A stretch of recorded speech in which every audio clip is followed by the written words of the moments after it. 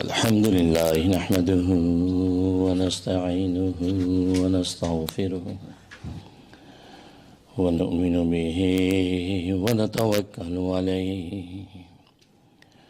ونعوذ بالله من شرور أنفسنا ومن يهده الله فلا مضل له ومن يضلله فلا هادي له ونشهد أن لا إله إلا الله وحده لا شريك له ولا نظير له ولا مثل له ولا نظير له ولا مثل له ولا مثال له ونشهد أن سيدنا وسندنا وشفيعنا وشفيع أمرنا وحبيبنا وحبيب ربنا ومولانا محمدا عبده ورسوله أرسله الله إلى كافة للناس بشيرا ونذيرا وداعيا إلى الله بإذنه وسراجا منيرا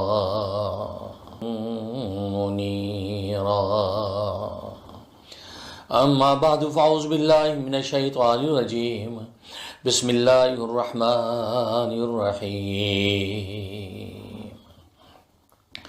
يا أيها الذين آمنوا كتب عليكم الصيام كما كتب على الذين من قبلكم لعلكم تتقون صدق بزرگان محترم، برادران عزیز اور میری اسلامی بہنیں، اللہ تبارک و تعالی نے انسان کو روحانیت اور حیوانیت کا نسخہ جامعہ بنایا ہے۔ انسان کے اندر اللہ تبارک و تعالی نے حیوانیت بھی پوری رکھی ہے اور اس کے اندر روحانیت کا بھی عنصر رکھا ہے۔ گویا کہ اس کی جبلت اللہ تبارک و تعالی نے ایسی بنائی ہے، اس میں حیوانیت کے سارے گویا کہ سفلی تقاضے موجود ہیں۔ یہ حیوانوں کی طرح کھاتا بھی ہے، حیوانوں کی طرح پیتا بھی ہے، حیوانوں کی طرح جفتی بھی کرتا ہے، یعنی آل اولاد بھی پیدا کرتا ہے۔ تو گویا کہ ایک حیوان کے اندر جتنے تقاضے پائے جاتے ہیں وہ سارے کے سارے مادی تقاضے اللہ تبارک و تعالی نے انسان کے اندر رکھے ہیں۔ پھر اس انسان کے اندر روحانیت کا بھی ایک جوہر رکھا ہے، ایک باطنی کمال ایسا اللہ تبارک و تعالی نے جس کی وجہ سے یہ انسان سعادت دائران حاصل کرتا ہے، یہ دنیا میں بھی ایک کامیاب ترین انسان بن کے چلتا ہے اور آخرت میں بھی اللہ تبارک و تعالی کی مغفرت اور رحمت کا مورد بن جاتا ہے۔ تو وہ اسی لیے انسان کو اللہ تبارک و تعالی نے 3 چیزوں کا مجموعہ بنایا ہے۔ ایک اس کے اندر بدن خاکی ہے، دوسرا اس کے اندر روح حیوانی ہے، اور تیسرا اس کے اندر روح ربانی ہے۔ یہ 3 چیزیں اللہ تبارک و تعالی نے اس کے اندر رکھی ہیں۔ اس کا جو ظاہری بدن ہمیں نظر آتا ہے، بدن خاکی اس لیے کہتے ہیں کہ اس کی اصل خاک سے بنی ہے۔ جب اللہ تبارک و تعالی نے پیدا کیا، یعنی آدم علیہ السلام کو پیدا فرمایا تو اس کو خاک سے تیار کیا، اور خاک بھی کہاں کی؟ جیسا کہ روایات میں آتا ہے، جس جگہ پر اس وقت اللہ تبارک و تعالیٰ کا گھر ہے، یعنی بیت اللہ ہے، اس بیت اللہ یہ وہ جو مقام ہے آج جدید اٹلس کے مطابق بھی پوری کی پوری زمین کا بالکل وہ سینٹر ہے، جس جگہ پر اللہ تبارک و تعالیٰ نے اپنا کعبۃ اللہ کھڑا کیا ہے۔ اس جگہ کی مٹی سے اللہ تبارک و تعالی نے آدم علیہ السلام کا پتلا تیار کیا ہے۔ اس حوالے سے بھی بڑی دلچسپ باتیں آتی ہیں۔ جب اللہ تبارک و تعالی نے آدم علیہ السلام کا پتلا تیار کرنے کا ارادہ کیا تو حضرت جبرائیل علیہ السلام سے فرمایا کہ مکہ کی وہ فلاں جو جگہ ہے، یعنی جہاں اس وقت بیت اللہ ہے، وہاں سے خاک لے کر آؤ، اس خاک کا خمیر بنا کر آدم علیہ السلام کا ہم نے پتلا تیار کرنا ہے۔ اسلام جب وہاں پہنچے ہیں اور اس جگہ سے خاک اٹھانے لگے ہیں تو زمین نے درخواست کی جبرائیل سے، اے جبرائیل تو مجھے نہ لے جا، اس لیے کہ مجھے پتہ ہے کہ اللہ تبارک و تعالی نے اس کے ذریعے سے جو انسان تیار کرنا ہے، جو انسان پیدا کرنا ہے، وہ انسان کل کو معصیت، جو انسان پیدا کرنا ہے وہ انسان کل کو معصیتیں کرے گا، بغاوتیں کرے گا، اللہ کی نافرمانیاں کرے گا، سرکشیاں کرے گا، یہاں تک کہ پھر اس انسان کو جہنم کی آگ کے اندر ڈالا جائے گا۔ تو گویا کہ میری خاک سے بنا ہوا انسان اور کل کو میں جہنم کی آگ کے اندر جلوں، یہ مجھ سے برداشت نہیں ہوگا، خدا کے لیے تو مجھے نہ لے جا۔ تو جبرائیل علیہ الصلوۃ والسلام نے جب ان کی اس درخواست کو سنا، حضرت جبرائیل علیہ الصلوۃ والسلام نے جب اس کی اس آہ فریاد کو سنا تو دل پگھل گیا۔ نتیجہ یہ کہ انہوں نے وہ خالق و تعالیٰ کے دربار میں پہنچے ہیں اور عرض کیا کہ اے رب ذوالجلال، میں تو اس جگہ سے خاک لینے لگا تھا، لیکن زمین نے میرے سامنے فریاد کی، زمین نے میرے سامنے آہوزاری کی، لہذا میں اس کو چھوڑ کے آ گیا۔ تو اللہ تبارک و تعالی نے حضرت میکائیل کو بھیجا کہ تم جاؤ، تم اس جگہ کی خاک لے کر آؤ۔ چنانچہ حضرت میکائیل کو جب بھیجا گیا ہے، حضرت میکائیل جب گئے ہیں تو پھر وہی آہوزاری زمین نے کی، یہاں تک کہ میکائیل بھی بغیر وہاں سے خاک لیے لوٹ گئے۔ اس کے بعد اللہ تبارک و تعالی نے اسرافیل کو بھیجا ہوئی، یہاں تک کہ انہوں نے بھی اس کی درخواست کو منظور کر کے چھوڑ دیا۔ آخر میں اللہ تبارک و تعالی نے حضرت اسرائیل کو بھیجا، ملک الموت جس کو کہتے ہیں۔ حضرت اسرائیل علیہ الصلوۃ والسلام جب آئے ہیں اور اس سے جب آہوزاری کی، درخواست کی، تو انہوں نے آؤ دیکھا نہ تاؤ دیکھا، جھپٹا مارا، وہاں سے تبارک و تعالیٰ کے سامنے پیش کر دی۔ تو اللہ تبارک و تعالیٰ نے حضرت اسرائیل سے پوچھا، کیا اس زمین نے تجھے آہوزاری نہیں کی تھی؟ کیا اس سے کوئی درخواست نہیں رکھی تھی؟ کہ جی آہوزاری کی تھی، اسے درخواست کی تھی، لیکن میں نے یہ سوچا کہ میرے رب کا جو حکم ہے میں تو اپنے امر الہی کو فالو کروں گا، میں کیوں اس کی آہوزاری سنوں؟ لہٰذا میں نے جھپٹا مارا اور زمین کی اس جگہ سے مٹی لے کر آپ کی خدمت میں حاضر ہو گیا۔ اس پر اللہ تبارک و تعالیٰ فرمایا کہ شاباش، واقعی تم نے جو میرے امر کی ایسی اطاعت کی ہے، اب یہ کل جب اس پتلا آدم انسان جب پیدا ہوں گی تو ان کی قبض روح کی جو ہے ذمہ داری بھی میں تجھے سونپوں گا۔ اس لیے کہ ظاہر ہے کہ کسی بھی روح قبض کرنے کے لیے جب فرشتہ آتا ہے تو ظاہر ہے کہ اہل خانہ آہوزاری کرتے ہیں، رونا دھونا کرتے ہیں، کون ہے جو مرنا چاہتا ہے؟ لیکن اسرائیل رونا دھونا کرتے ہیں، کون ہے جو مرنا چاہتا ہے؟ لیکن اسرائیل، تیرے اندر یہ خوبی اور صلاحیت موجود ہے کہ تو کسی کی سنے گا نہیں، تو میرے امر کو پورا کرے گا اور اپنے وقت پہ جب اس کی قبض کرنی ہوگی روح، اس روح کو قبض کر دیا کرے گا۔ چنانچہ آپ جانتے ہیں کہ حضرت اسرائیل علیہ الصلوۃ والسلام کی ڈیوٹی لگی ہے۔ روایات میں آتا ہے کہ حضرت اسرائیل نے درخواست رکھی، اے رب ذوالجلال، اگر میں لوگوں کی روح قبض کروں گا تو لوگوں کے جو عزیز و اقارب ہوں گے، جو ان کے پیارے ہوں گے، وہ میرے دشمن ہو جائیں گے، مجھے برا بھلا کہیں گے۔ تو اس پر اللہ تبارک و تعالیٰ نے فرمایا، اسرائیل اس کی تو فکر نہ کر، میں ہر شخص کی موت کا ایک ایسا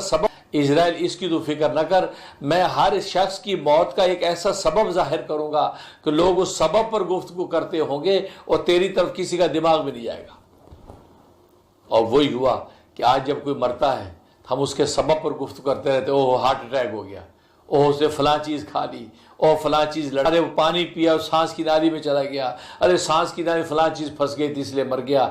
اس پر کوئی بھی نہیں ذہن لڑاتا کہ اسرائیل کے آنے کا وقت ہو گیا تھا، اجل کا وقت ہو گیا تھا، ملک الموت کے آنے کا وقت ہو گیا تھا، اس کی زندگی پوری ہو چکی تھی، لہذا ملک الموت آیا، اس نے قبض ضرور کر دیا، بس اس پر کسی کا دماغ، لہذا ملک الموت آیا، اس نے قبض ضرور کر دیا، بس اس پر کسی کا دماغ نہیں جاتا کہ اسرائیل نے جو روح قبض کی، بلکہ وہ یہ کہتے ہیں کہ ہو فلاں وجہ سے مر گیا، اور یہ سوتے سوتے ہارٹ اٹیک ہو گیا اور مر گیا، یہ فلاں شوگر شوٹ کر گئی لہذا دماغ کی رگ پھٹ گئی تو مر گیا۔ تو اسباب پر ساری دنیا آج گفتگو کرتی رہتی ہے۔ تو جو بات کہی تھی کہ میں اسباب کے اندر ایسا جو لوگوں کو مصروف کر دوں گا کہ لوگ اسباب پر گفتگو کرتے رہیں گے اور اصل کی طرف ان کی نگاہ بھی نہیں جائے گی کہ اسرائیل کے آنے کا وقت ہو گیا تو اسرائیل روح قبض کر لی۔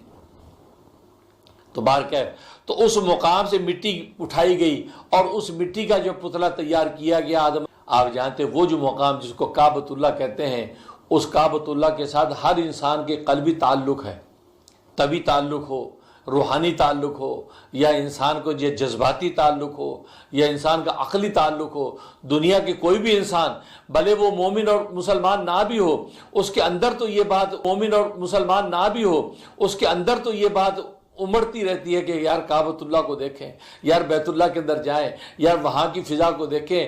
آج کی اس جدید دنیا کے اندر لوگ کوشش کرتے ہیں کہ یار ٹورزم کے بہانے سے ہمیں اجازت مل جائے تو ہم کعبۃ اللہ کو دیکھیں، ہم مکہ کی حدود کے اندر جائیں، تو معلوم ہے کہ وہ جذباتی تعلق اللہ تبارک و تعالی نے انسانوں کے ساتھ قائم کر دیا۔ باقی اہل ایمان وہ تو ایمانی تعلق کی وجہ سے وہ عقلی اور طبی محبت کے اندر تو اس کی طرف دوڑتے ہیں، ورنہ پوری کی پوری انسانیت کو حضرت ابراہیم علیہ السلام نے کہا تھا تہوی الیہ الناس، تو گویا کہ سب کے قلوب اس کی طرف دوڑتے ہیں، پوری انسانیت کے قلوب کی طرف دوڑتے ہیں، پوری انسانیت کے قلوب کی طرف دوڑتے ہیں۔ وہ الگ بات ہے کہ جو مسلمان ہیں وہ جس ایمان اور محبت کے ساتھ وہاں جاتے ہیں، دوسرے لوگ اس نوعیت کے ساتھ جانے کو تیار نہیں ہیں، لیکن اندر ان کے ابھی بھی کعبۃ اللہ کی وہ محبت اور وہ چاہت نظر آتی ہے، کیونکہ اس مقام سے مٹی لے کر آدم علیہ السلام تو چونکہ اصل مٹی سے تھی اس لیے اس کو بدن خاکی کہتے ہیں۔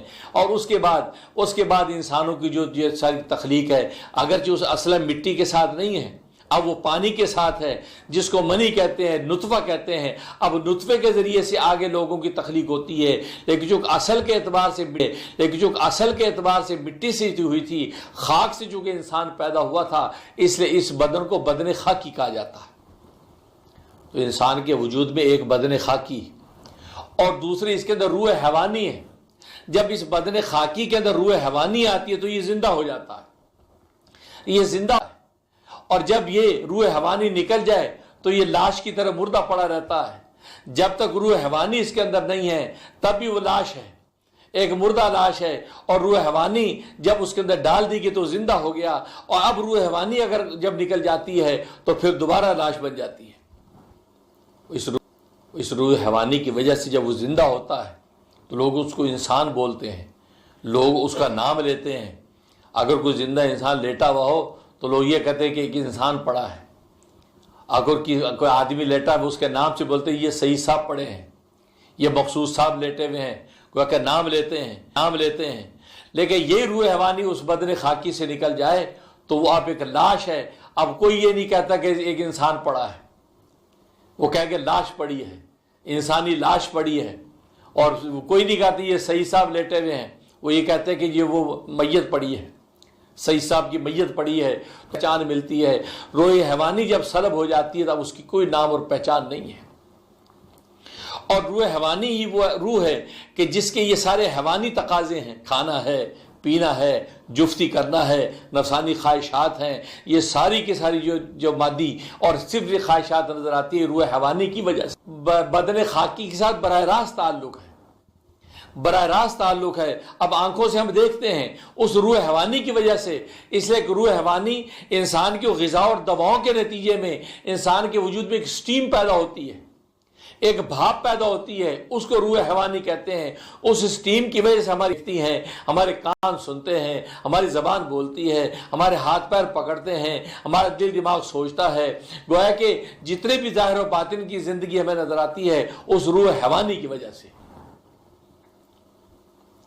تو گویا کہ وہ روح حیوانی اس آنکھ کی کھڑکی میں سے دیکھتی ہے، وہ روح حیوانی اس آنکھ کی کھڑکی میں سے دیکھتی ہے، وہ روح حیوانی اس کان کی کھڑکی میں سے سنتی ہے، وہ روح حیوانی اس زبان کی کھڑکی سے بولتی ہے۔ تو گویا کہ روح حیوانی کا اس بدن کے خاکی کے ساتھ براہ راست تعلق ہے، اور یہی روح حیوانی اگر اس بدن میں ہے تو انسان کو زندہ کہا جاتا ہے کہ انسان زندہ ہے۔ اور تیسرا جو عنصر ہے وہ روح ربانی، کہ تیسرا جو روح ربانی ہے، تو روح ربانی کا مطلب یہ ہے کہ یہ وہ روح ہے، کہ یہ وہ اصلی جوہر ہے کہ جو انسان کے اندر ملکوتیت پیدا کرتا ہے۔ روح حیوانی ہے، گویا کہ حیوانی تقاضے انسان کے اندر جو اجاگر ہوتے ہیں، جس کے نتیجے میں انسان کھاتا پیتا اور نفسانی خواہشات میں مبتلا ہوتا ہے، اور روح ربانی کے ذریعے سے انسان کے اندر ملکوتیت پیدا ہوتی ہے، قدوسیت پیدا ہوتی ہے، فرشتوں والے اوصاف اس کے اندر ظاہر ہوتے ہیں، جیسے روح حیوانی کے ذریعے سے ہوتے ہیں، جیسے روح حیوانی کے ذریعے سے حیوان اور بہیم کے اوصاف ظاہر ہوتے ہیں، ایسے روح ربانی کے ذریعے سے جو ہے وہ ملکوتیت اور قدوسیت کے اوصاف ظاہر ہوتے ہیں، اور انسان وہ باطنی نور کے ذریعے سے اپنے مالک اور یا خالق کو پہچاننے کی کوشش کرتا ہے، کوئی کہ علم و معرفت۔ اور روح ربانی کا بدن خاکی کے ساتھ براہ راست تعلق نہیں ہے، روح ربانی کا تعلق روح حیوانی کے ساتھ ہوتا ہے، روح حیوانی کے ساتھ اس کا تعلق ہوتا ہے۔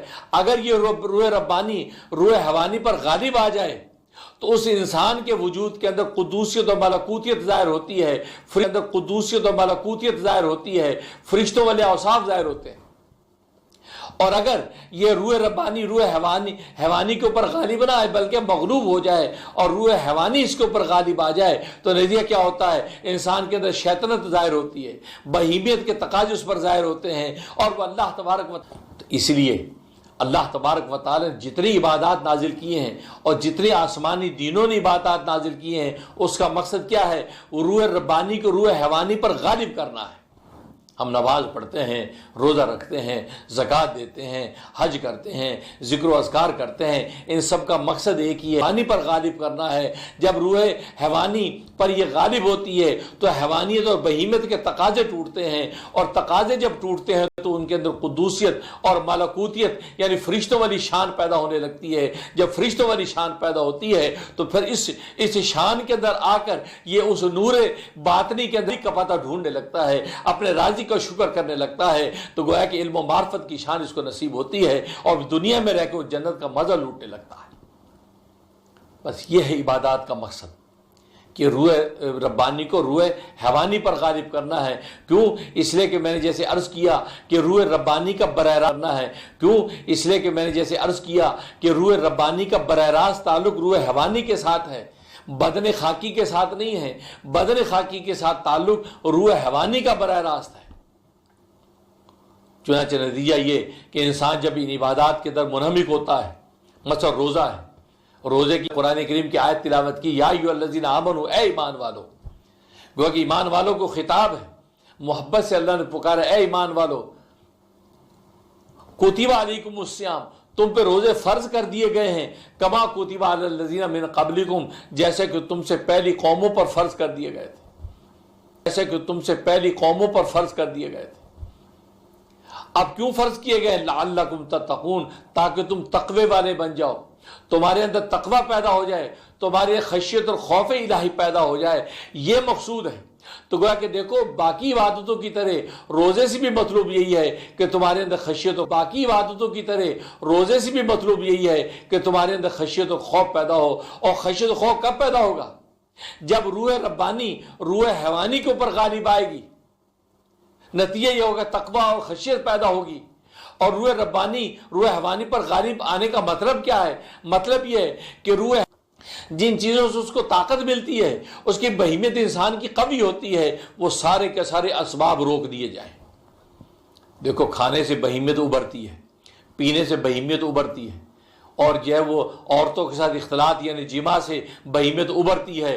تو اللہ تبارک و تعالی نے روزے کی عبادت ہے، تو اللہ تبارک و تعالی نے روزے کی عبادت کے اندر یہ تینوں پابندیاں لگا دی۔ تمہیں کھانا نہیں ہے تاکہ بہیمیت کو قوت نہ ملے، تمہیں پینا نہیں ہے تاکہ روح حیوانی کو قوت نہ ملے، تمہیں جو ہے وہ بیویوں سے دور رہنا ہے تاکہ بہیمیت کو قوت نہ ملے۔ جب ان کی قوت کے سارے اسباب روک دیے گئے تو نتیجہ پیدا ہوگا۔ جب ضعف اور کمزوری پیدا ہوگی تو روح حیوانی کمزور جب ہوگی تو روح ربانی جب اس پر حملہ آور ہوگی تو نتیجہ کیا ہوگا؟ اس پر غالب آ جائے گی اور روح حیوانی مغلوب ہو جائے گی۔ جب مغلوب ہوگی تو روح ربانی اپنا رنگ دکھائے گی، اور اس کا رنگ یہ کہ وہ فرشتوں کی شان اس کے اندر ظاہر ہونے لگے گی۔ یہ ہے جیسے فرشتوں کی ہے، فرشتے کھاتے نہیں ہیں، روزے دار بھی کھاتا نہیں ہے، فرشتے پیتے نہیں ہیں، روزے دار بھی پیتا نہیں ہے، فرشتے جو ہے وہ جو خواہشات کے پابند نہیں ہیں، تو یہ بھی بیویوں سے دور ہو کر انسانی خواہشات کا پابند نہیں رہتا۔ تو گویا کہ اس میں فرشتوں والی شان پیدا ہو جاتی ہے۔ یہ گویا کہ چلتا سراپے کے اندر ایک فرشتہ ہوتا ہے، کیونکہ فرشتوں کے ساری مواصل اس کے اندر ظاہر ہو گئی. کیوں کہ روح ربانی روح حیوانی پر غالب آ گئی، اور جس کے نتیجے میں یہ اللہ تبارک و تعالیٰ کے معرفت پہچان کی وجہ سے آج اس کی عبادت کرتے ہوئے کھانے سے دور ہے، پینے سے دور ہے، خواہشات سے دور ہے، تلاوتوں میں ہے، عبادتوں میں ہے، تراویحوں میں ہے، اور ذکر و اذکار میں ہے، تسبیحات و تلاوت کرنے کے اندر مشغول نظر آتا ہے. کیوں؟ اس لیے کہ روح ربانی روح حیوانی پر غالب آ گئی ہے. لیکن اگر روح ربانی پر غالب آ جائے تو پھر شیطنت ظاہر ہوتی ہے. انسان کھانے پینے کا خوب ہوتا ہے، خواہشات کے اندر مست رہتا ہے، اس کو نہ نماز کی فکر ہے، نہ روزی کی پرواہ ہے، نہ خدا کے حکم کو دیکھتا ہے، نہ رسول کی سنت کو دیکھتا ہے، نہ اطاعت ہے، نہ عبادت ہے. وہ ایک بالکل ہم چکر بن کے حیوانوں کی زندگی گزارتا ہے. جیسے حیوان کھاتے ہیں، پیتے ہیں، جفتی کرتے ہیں، بچے پیدا کرتے ہیں، ان کے علاوہ ان کو کوئی کام نہیں. اس انسان کی زندگی بھی ایسے گزرتی ہے جیسے حیوانوں کی، بلکہ وہ حیوانوں سے بھی بدتر، اس لیے کہ حیوانوں کے پاس تو روح ربانی نہیں ہے. یہ روح ربانی صرف سے انسان کا خاصہ ہے. یہ لطیفہ انسانی صرف سے اللہ تبارک و تعالی نے انسانوں کو عطا کیا ہے. یہ انسان کا خاصہ ہے. یہ روح ربانی حیوانوں کو حاصل نہیں ہے. اس لیے وہ کھاتے پیتے ہیں، جفتیاں کرتے ہیں. لیکن اے انسان، تجھے تو روح ربانی بھی عطا کی، تجھے لطیفہ انسانی سے منور کیا ہے. اس کے باوجود تو جو ہے یہ بہیمیت کے تقاضوں کے اندر کھپ کر اور اس کے اندر مست ہو کر میں خالق کو بھول گیا. یا تو ان سے بھی بدتر ہے. ان کے پاس تو یہ نور باطنی نہیں تھا، اس لیے کھانے پینے اور جفتیوں میں مبتلا تھے. اور تجھے تو یہ نور باطنی عطا کیا تھا، تو اس نور باطنی سے فائدہ نہ اٹھا کر تو نے یہ ایسا پستی کا راستہ اختیار کیا. لہذا تو بل ہوں ازل. اولئک کل انام قرآن نے کہا اولئک کل انام، یہ چوپاؤں کی طرح ہیں، یہ بہائم کی طرح یہ انسان، یہ کفار و مشرکین کہ جنہیں روح حیوانی کو روح ربانی پر غالب کر دیا ہے اور روح ربانی اپنی فنا کر دیا ہے. فرمایا اولئک کل انام، یہ چوپاؤں کی طرح ہیں، بل ہم ازل، بلکہ چوپاؤں سے بھی زیادہ بدتر ہیں. اور بدتر یہ ہیں، ان کو تو روح ربانی کا نور دیا تھا، انہوں نے اپنے اس نور باطنی کو بجھا دیا. اور نتیجہ کیا ہوا کہ روح حیوانی اپنے اوپر غالب کر لی اور عام چوپائے اور بہائم کی طرح ہو گئے. بہائم پھر بھی ان سے بہتر ہیں کہ ان کے اندر تو وہ نور باطنی نہیں تھا، اس لیے وہ اپنے طبی تقاضے پہ چل رہے تھے. اور تمہارے طبی تقاضے تو یہ نہیں تھے، تمہیں تو عقلی طور پہ اللہ تبارک و تعالی نے افضل اکمل بنایا تھا. تمہیں چاہیے تو اپنی افضلیت پر قائم رہتے. نتیجہ یہ کہ تم جو وہ کائنات کے اندر افضل رہتے اور کائنات تمہاری مخدوع و مفضول نظر آتی. تو دیکھو روزے کی عبادت سے مطلوب کیا نکلا؟ تقوی اور خشیت. اسی وقت پا کہ جیسا کہ آسمانی دینوں نے متعین کیا کہ کھانا پینا اس کی بنیاد ہے، اور کھانا پینا یہ اس کے ذریعے سے بہیمیت جتنی زیادہ قوی ہوتی ہے، انسان جتنا جو بدمستی میں پڑتا اس سے زیادہ انسان جو وہ عورتوں کے ساتھ اختلاط کے نتیجے میں زیادہ بدمست ہوتا ہے. اس میں اس کی بہیمیت بالکل انتہا کو پہنچتی ہے. اس لیے اللہ تبارک و تعالی عورتوں سے ان کو روک دیا اپنے حلال بیویوں کے قریب نہیں جانا. کھانا پینا بھی رک گیا اور حلال بیویوں کے قریب نہیں جانا. چنانچہ روزے کے اندر یہی شان اللہ نے پیدا کر رکھی ہے. ہوا کہ بھی کھانا کتنا نہیں کھانا، کتنا نہیں پینا، کتنا دور رہنا ہے. اب اس کے دو طریقے تھے. ایک تو طریقہ یہ تھا کہ کھانے کی مقدار کم کرا دی جاتی کہ یہ تم دن بھر میں 4 روٹیاں کھاتے ہو، اب تم 2 روٹیاں کھاؤ. دن رات میں 2 بریانی کی پلیٹوں کی جان لیتے ہو، روٹیاں کھاؤ. دن رات میں 2 بریانی کی پلیٹوں کی جان لیتے ہو، اب تم دن بھر میں سے 1 پلیٹ بریانی کھاؤ. یعنی کھانے کی مقدار کم کر دی جاتی. تو گویا کہ ایک طریقہ یہ تھا کہ اس بہیمیت کو مارنے اور توڑنے کے لیے کھانے کی مقدار کو کم کر دیا جاتا. وہ نفسانی جو خواہش تھی عورت کے ساتھ اس کی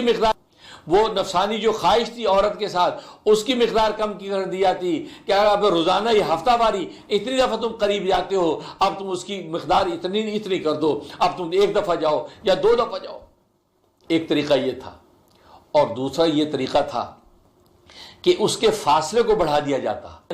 اس کے فاصلے کو بڑھا دیا جاتا. جیسے صبح سے ناشتے سے لے کے دوپہر تک انسان کچھ کھاتا نہیں ہے، ناشتہ کرنے سے وہ پھر دوپہر تک کچھ نہیں کھاتا، اتنا لمبا وقفہ کر کے اب دوپہر کا کھانا کھاتا ہے. پھر دوپہر سے لے کے رات تک کے کھانے کا وقفہ کرتا ہے، پھر رات کو کھانا کھاتا ہے، رات تک کے کھانے کا وقفہ کرتا ہے، پھر رات کو کھانا کھاتا ہے تو عام معمول کے اندر جو وقفہ تھا اس وقفے کو بڑھا دیا جاتا. دوسرا طریقہ یہ تھا وقفہ بڑھا دیا جائے کہ یہ صبح سے لے کے دوپہر تک جو کھانے کی پابندی نہ کھانے کی پابندی کرتا تھا اب وقفہ بڑھا کے یہ کر دیا جائے کہ صبح سے لے کے اس کو شام کب سے کی جائے, صبح صادق سے اس کی ابتدا کی جائے, صبح 8 بجے سے نہیں, صبح صادق سے اس کی ابتدا کی جائے اور وہ کہاں تک انتہا ہو, غروب شمس تک. تو دوسرا طریقہ یہ تھا کہ درمیان میں کا جو وقفہ نہ کھانے کا وہ بڑھا دیں. فطری طور پہ انسانوں نے خود بھی وقفے قائم کر رکھے ہیں, فطری طور پہ انسانوں نے خود بھی وقفے قائم کر رکھے ہیں. بریک فاسٹ کے بعد اب لنچ کا فلاں ٹائم, لنچ کے بعد ڈنر کا فلاں ٹائم, وقفہ ہے لیکن ہم وقفے کو مزید بڑھا دیتے ہیں.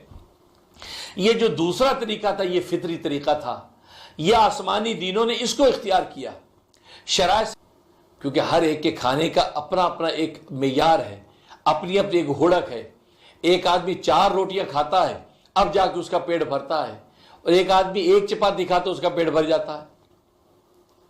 ایک آدمی 1 بریانی کی پلیٹ کھاتا ہے اس کا پیٹ بھرتا ہے, ایک 2 پلیٹیں بریانی کی بھرپور کھاتا اب پیٹ بھرتا ہے, ایک 2 پلیٹیں بریانی کی بھرپور کھاتا اب پیٹ بھرتا ہے, ایک آدمی آدھی بریانی کی پلیٹ کھاتا ہے اس کا پیٹ بھر جاتا ہے. تو لوگوں کی چونکہ کھانے پینے کی طبعی طور پر عادات مختلف ہیں, ہر ایک کے کھانے کا قومی اعتبار سے بھی, انسان کی جسمانی اور جثے کے اعتبار سے بھی کھانے کی مقداروں کا فرق ہے.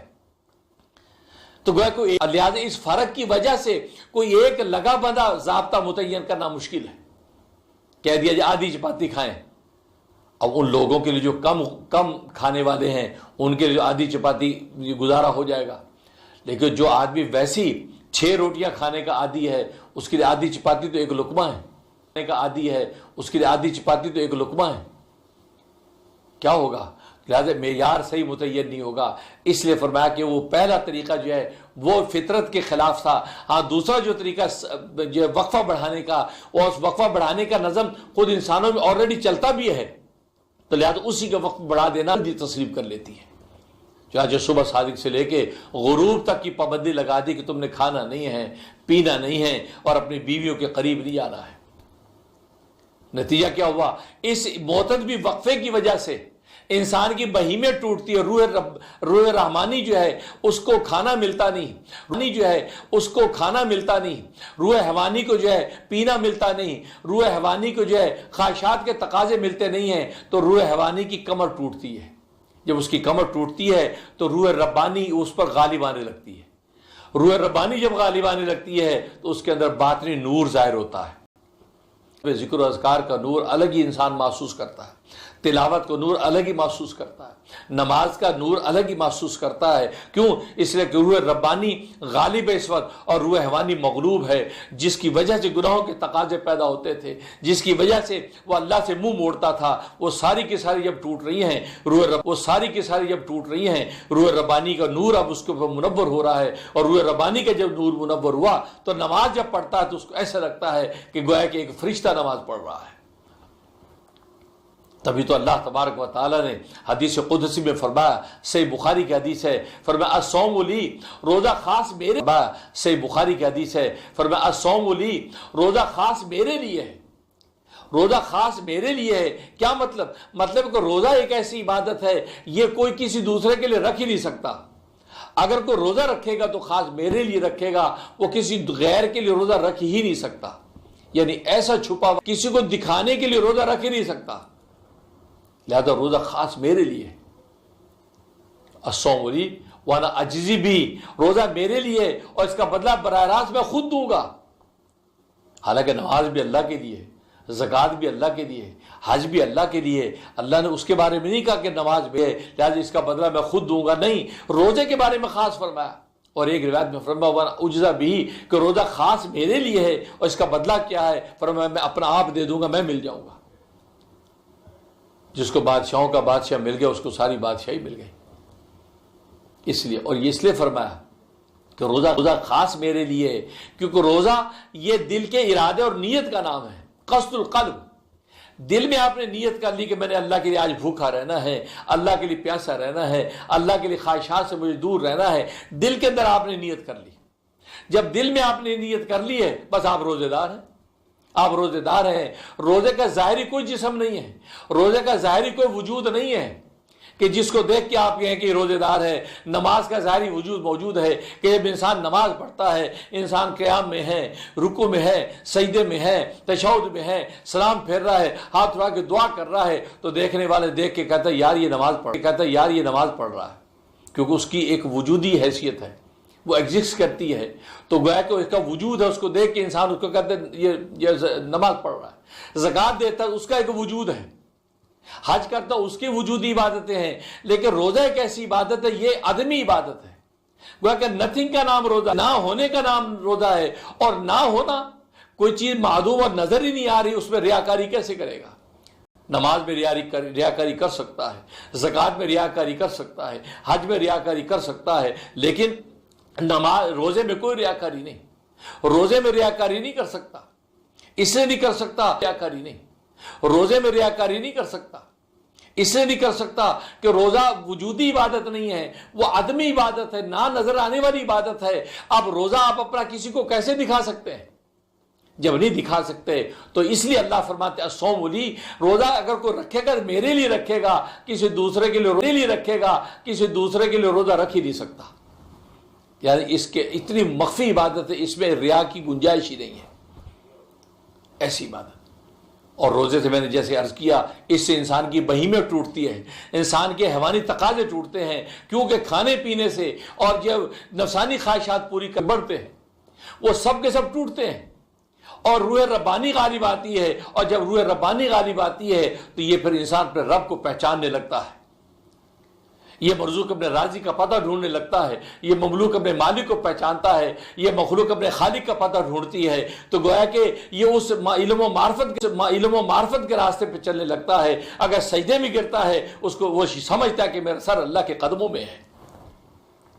اس لیے روزے کی عبادت سے مطلوب یہی ہے کہ روزے کی عبادت سے انسان کے بہیمی تقاضے ٹوٹیں، اور بہیمی جب تقاضے ٹوٹیں گے تو اس کے روح ربانی اس کے اوپر غالب آئے گی، اور اسی طریقے سے انسان جو وہ اللہ تبارک و تعالیٰ کی پہچان پیدا کرے۔ تو گویا کہ عبادت سے ایک تو یہ مقصد، اور دوسرا مقصد یہ کہ وہ بہیمی جتنے تقاضے ہیں، بہیمیت یہ روح ربانی کے تابع دار ہو جائے، روح حیوانی کو لے کر چلنے لگے، تو گویا کہ تابع کرنا مقصود ہے، حیوانی کو لے کر چلنے لگے، تو گویا کہ تابع کرنا مقصود ہے، روح حیوانی کو فنا کرنا مقصود نہیں ہے۔ کہ روزے سے یہ مقصود نہیں کہ انسان کھانے پینے سے ہمیشہ کے لیے فارغ ہو جائے، ہمیشہ لیے خواہشات سے دور رہنے لگ جائے، یہ مطلوب نہیں۔ انسان کے کھانے پینے کی خواہش کو قائم رکھنا ہے، اس کی نفسانی خواہش کو قائم رکھنا ہے، اس کی نفسانی خواہش قائم رکھنی ہے، اس کو بالکلیہ فنا نہیں کرنا۔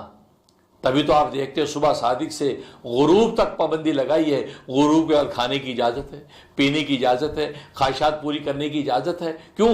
اس لیے کہ اس بہیمیت کو فنا کرنا مقصود نہیں، اس بہیمیت کو تابع کر رب کے حکم پر چلنے لگے۔ یہی نگاہیں دیکھیں لیکن رب کے حکم کے مطابق دیکھیں، یہ کان سنیں لیکن رب کے حکم کے مطابق سنیں، یہ زبان بولے لیکن رب کے حکم کے مطابق بولے، یہ ہاتھ پیر حرکت کریں لیکن رب کے حکم کے مطابق حرکت کریں۔ بس مطلوب یہ ہے، یہ مطلوب نہیں ہے کہ حکم کے مطابق حرکت کریں، بس مطلوب یہ ہے، یہ مطلوب نہیں ہے کہ انسان بالکل فنا کر دیا جائے سب کچھ، نہیں، بلکہ یہ کہ اس کو تابع کر لیا جائے، اور تابع ہو کر کیونکہ ایک طرح کی ایسی سواری ہے جس سواری کے اوپر روح ربانی سوار ہو کر اپنی منزل پر پہنچتی ہے۔ جیسے سواری پہ بیٹھ کے سوار اپنی منزل پہ پہنچتا ہے، اور سواری ہے کہ روح ربانی اس پر بیٹھ کر اس کو منزل پر پہنچائے، اور ظاہر روح ربانی کی منزل اس کا رب ہے، وہ اپنے رب تک پہنچتی ہے، اور رب تک جو پہنچتی ہے اس پہچان کے نتیجے میں اس کو بھوکا رہنا آسان، اس کو پیاسا رہنا آسان، اس کو خواہشات سے دور رہنا آسان۔ ورنہ 11 مہینے کے اندر اتنی لمبی بھوک اور پیاس انسان سے برداشت، ورنہ 11 مہینے کے اندر اتنی لمبی بھوک اور پیاس انسان سے برداشت نہیں ہوتی، جھٹ سے کھانے پینے کا تقاضا پیدا ہونے لگتا ہے۔ لیکن جب روزے کی حالت میں ہے، چونکہ اپنے اس مالک اور خالق کے لیے بھوکا اور پیاسا ہے، تو پھر 16 21 گھنٹے کا روزہ اس کے لیے آسان ہو جاتا ہے۔ آنے والی ہے، لہٰذا ابھی سے اس کی تیاری کریں، دعائیں کریں، یا اللہ اس مہمان آ رہا ہے، اس مہمان کی قدردانی کی توفیق عطا فرما، اس مہمان کے آتے ہی اللہ تیرے لیے بھوکا رہنا ہمارے لیے آسان ہو جائے، پیاسا رہنا آسان ہو جائے، خواہشات سے دور رہنا آسان ہو جائے، کیونکہ جب اس قسم کی عبادات کے ذریعے سے انسان کی وہ نفس کی قسم کی عبادات کے ذریعے سے انسان کی وہ نفس کی تقاضے ٹوٹتے ہیں تو اس میں خشیت اور خوف پیدا ہوتا ہے، اور خشیت خوف بھی تقوی ہے، اور روزے سے مقصود تقوی ہی تو ہے۔ اس کو کہا یا ایھا الذین آمنوا، اے ایمان والو، کتب علیکم الصیام، تم پہ روزے فرض کر دیے گئے ہیں، کما کتب علی الذین من قبلکم، جیسے تم چاہے کہ اللہ تبارک و تعالی تقوی کی دولت سے مالا مال فرمائے، آمین یا